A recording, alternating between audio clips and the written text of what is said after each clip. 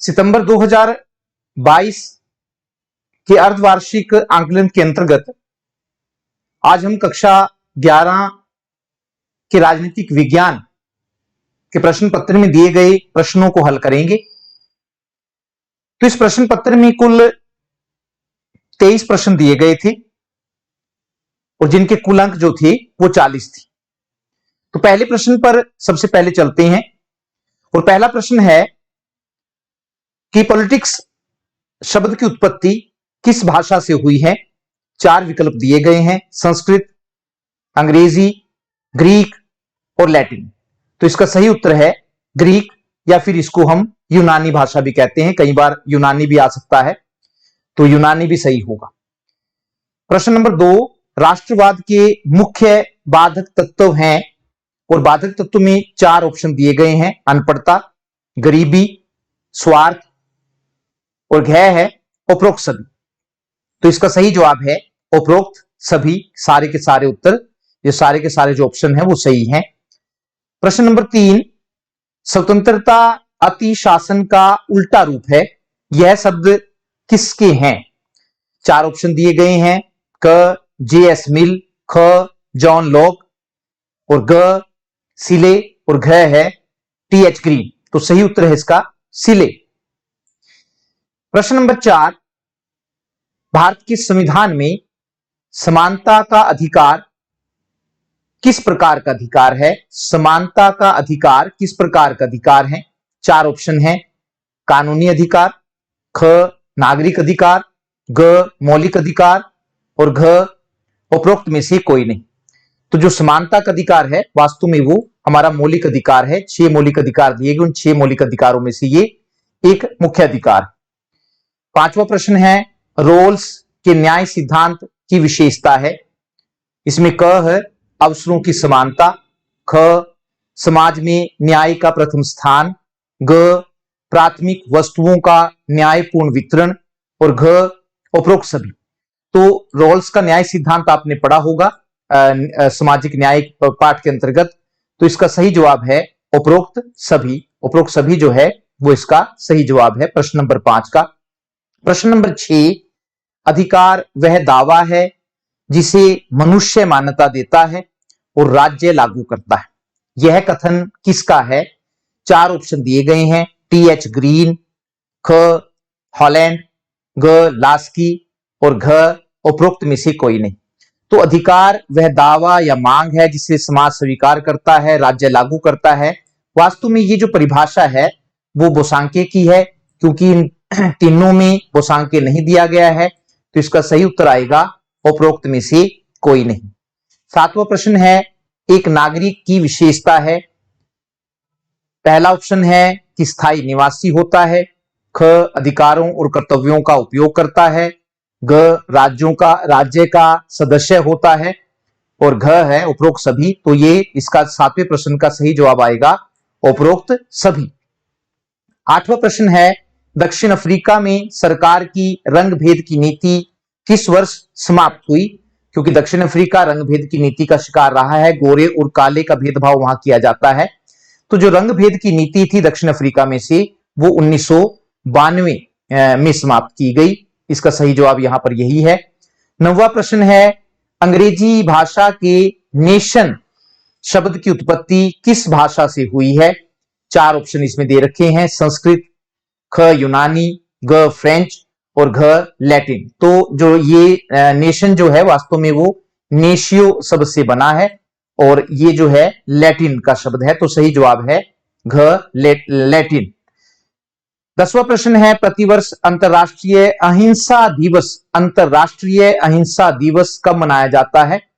तो क्योंकि गांधी जी अहिंसा के महान पुजारी थे और गांधी जी का जन्म 2 अक्टूबर को मनाया जाता है, तो इसलिए जो अहिंसा दिवस जो है अंतरराष्ट्रीय दिवस जो है वो 2 अक्टूबर को मनाया जाता है। तो सही उत्तर है इसका क 2 अक्टूबर। 11वां प्रश्न जो है प्रश्न नंबर 11 से 15, तो इन प्रश्नों के उत्तर जो है 1 या 2 शब्दों में लिखने के लिए कहा गया है। तो 11वां प्रश्न है, राजनीति शास्त्र केवल सरकार से संबंधित है, यह कथन किस विद्वान का है। तो एक परिभाषा है कि राजनीति शास्त्र केवल सरकार से संबंधित। तो ये जो परिभाषा दी थी, जो जिन्होंने कहा था कि राजनीति शास्त्र केवल सरकार से संबंधित है, वो लीकॉक हैं। सफेद कबूतर किस चीज का प्रतीक है? तो सफेद कबूतर जो है वो वास्तव में शांति का प्रतीक है या युद्ध रोकने का प्रतीक है। नर्मदा बचाओ आंदोलन से जुड़े किसी कार्यकर्ता का नाम लिखो। तो नर्मदा बचाओ आंदोलन से जो मुख्य कार्यकर्ता थे या जिन्होंने इस आंदोलन की अगुवाई की थी, वो मेधा पाटेकर थे। बाद में सुंदरलाल बहुगुणा और बाबा आमटे भी इस आंदोलन से जुड़ गए थे।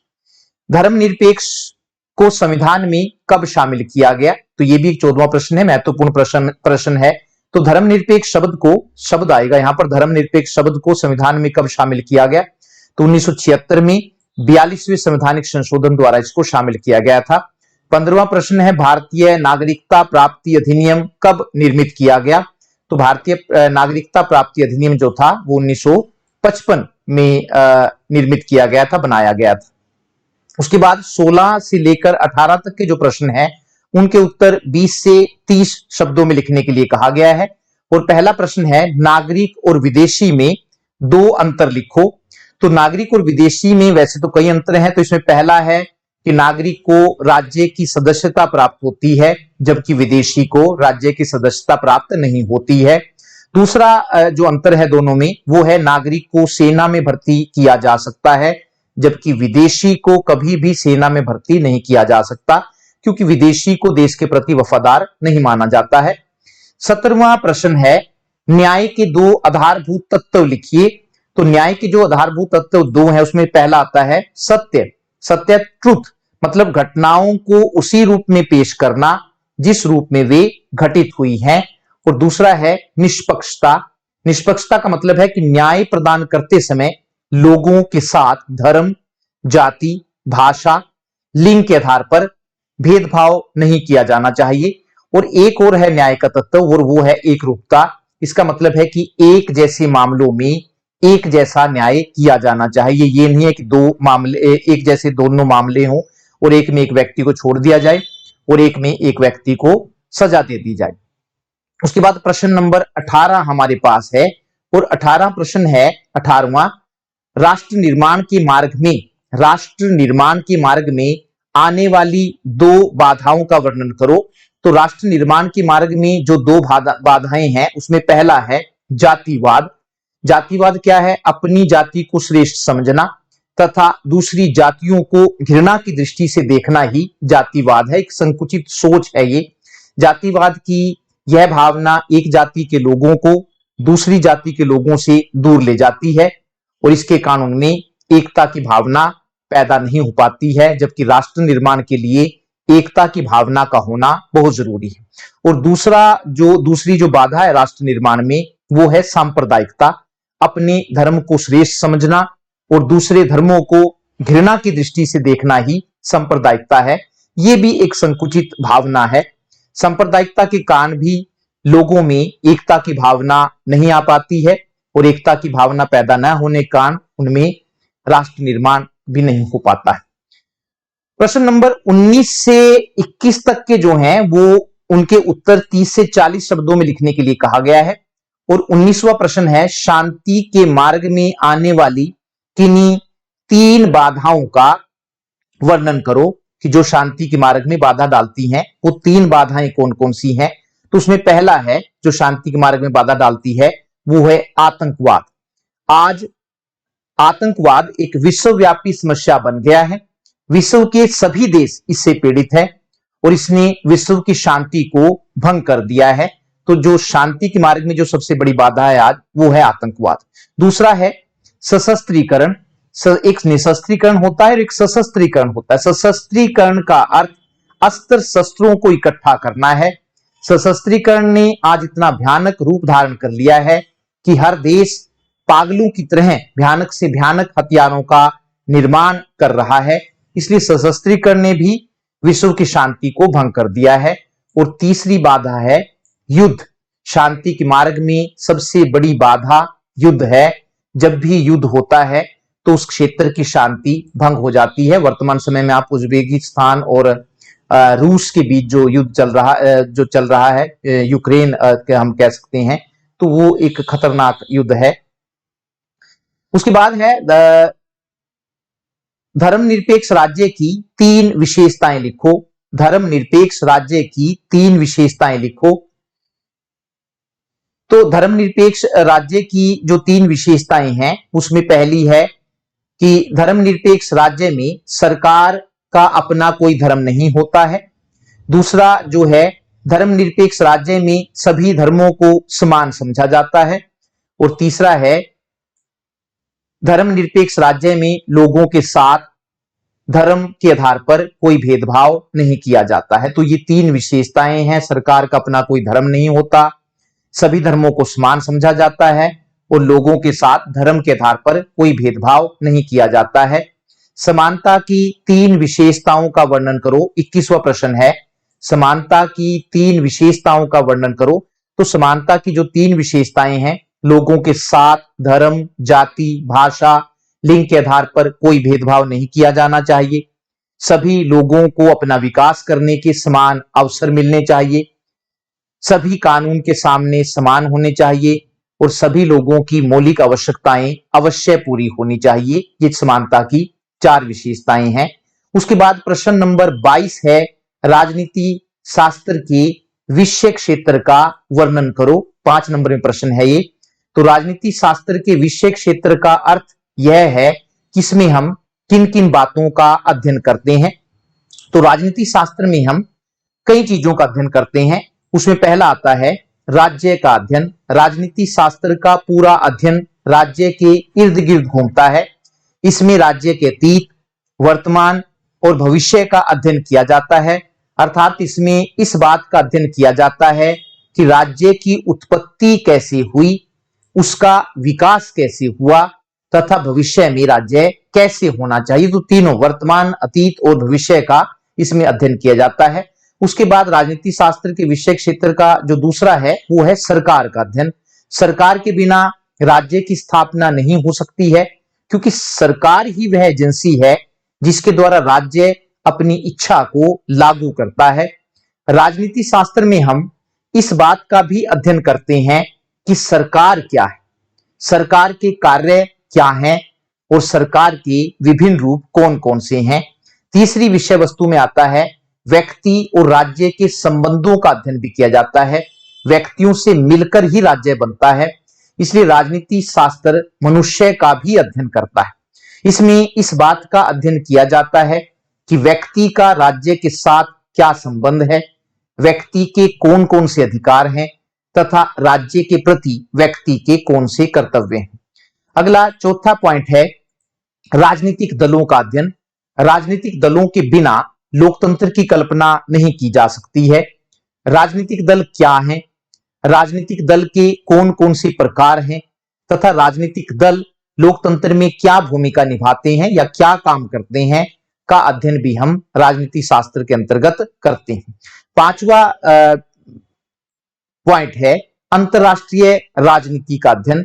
तो राजनीति शास्त्र में अंतरराष्ट्रीय संगठनों का भी अध्ययन किया जाता है, जैसे संयुक्त राष्ट्र संघ के संगठन, कार्यों, सफलताओं और असफलताओं का अध्ययन भी इसमें हम करते हैं। तो राजनीति शास्त्र का जो विषय क्षेत्र है काफी व्यापक है, सिर्फ हमने 5 पॉइंट्स के जरिए इसको समझाने की कोशिश की है। और अंतिम प्रश्न है, प्रश्न नंबर इसको हम कहें 23 प्रश्न नंबर है ये, और 23 प्रश्न नंबर है अधिकार की परिभाषा व इसके कार्यों का वर्णन करो। तो साधारण शब्दों में हम कह सकते हैं कि व्यक्ति को अपना विकास करने के लिए समाज द्वारा जो सुविधाएं दी जाती हैं उन सुविधाओं को अधिकार कहते हैं। परिभाषा पूछी गई है तो हम लास्की की परिभाषा लिख सकते हैं, वैसे बहुत सारी परिभाषाएं हैं। तो लास्की के अनुसार अधिकार सामाजिक जीवन की वे अवस्थाएं हैं जिनके बिना व्यक्ति अपने जीवन का विकास नहीं कर सकता है। बोसांकी की भी आप परिभाषा लिख सकते हैं। अधिकार एक मांग है जिसे समाज स्वीकार करता है और राज्य लागू करता है। अधिकारों के प्रकार के अंतर्गत हम अधिकारों के 3 प्रकार बता सकते हैं। पहला प्राकृतिक अधिकार, दूसरा नैतिक अधिकार और तीसरा कानूनी अधिकार। तो ये 3 मोटे रूप से 3 प्रकार बताए जा सकते हैं। प्राकृतिक अधिकार क्या है? प्राकृतिक अधिकारों से अभिप्राय उन अधिकारों से है जो व्यक्ति को प्रकृति से प्राप्त हुए। इन अधिकारों का समर्थन जॉन लॉक ने भी किया है और उन्होंने इनकी संख्या या प्राकृतिक अधिकारों की संख्या 3 बताई है। इसमें पहला वो कहते हैं जीवन का अधिकार, फिर संपत्ति का अधिकार और फिर तीसरे नंबर पर वो स्वतंत्रता का अधिकार जो व्यक्ति को प्रकृति से मिले हुए।